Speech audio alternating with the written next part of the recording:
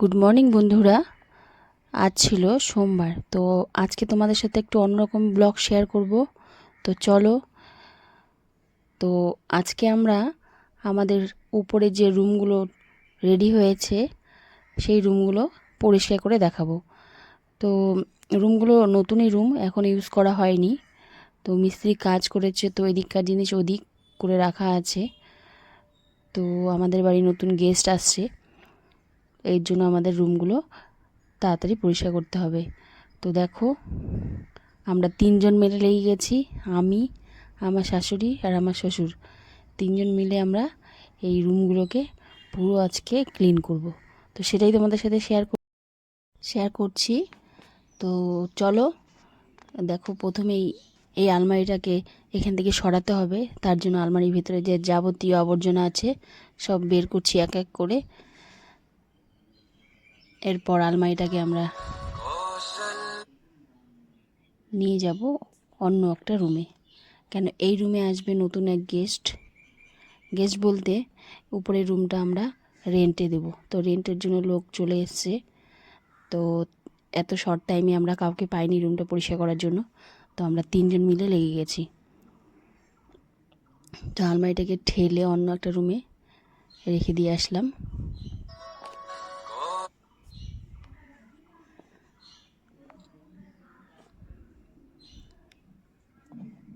এরপর দেখতে থাকো। কথায় আছে না, একসাথে মিলে যদি কাজ করো তো কাজ করতে কোনো সমস্যাই হয় না। মিলেমিশে যে কোনো জিনিস করলে খুব তাড়াতাড়ি হয়ে যায়, একা করলে একটু প্রেশার পড়ে যায়। তো দেখো, আমার শাশুড়ি আমাকে ঝোলাগুলো এনে দিচ্ছে, আমি সব আবর্জনাটার মধ্যে ঢুকিয়ে দিচ্ছি।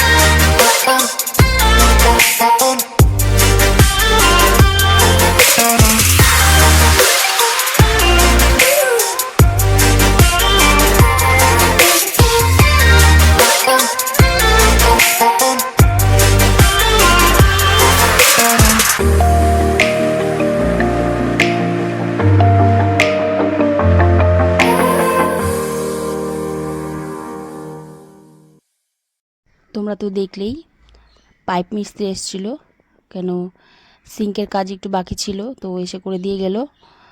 এরপর আমি কিচেন রুমটা ভালো করে মুছে একটু ধুয়ে টুয়ে দিলাম।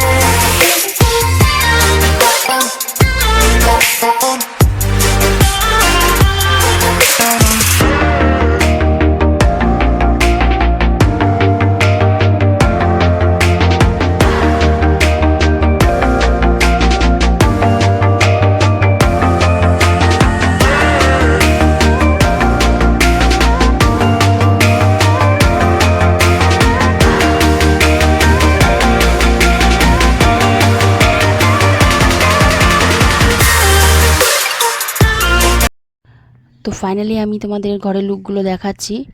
পুরো আমাদের 3 ঘন্টা লেগেছে ঘরগুলো পরিষ্কার করতে, এত আবর্জনা ছিল। তো দেখো ফাইনালি ঘরের লুকটা কেমন হয়েছে।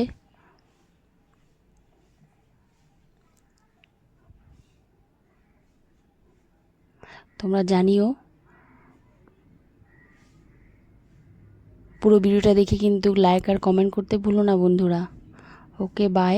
আমার ভিডিওগুলো যদি তোমাদের ভালো লেগে থাকে তাহলে সাবস্ক্রাইব করে রাখো চ্যানেলটা নতুন নতুন ভিডিও দেখার জন্য। ওকে বাই বাই, ভালো থেকো।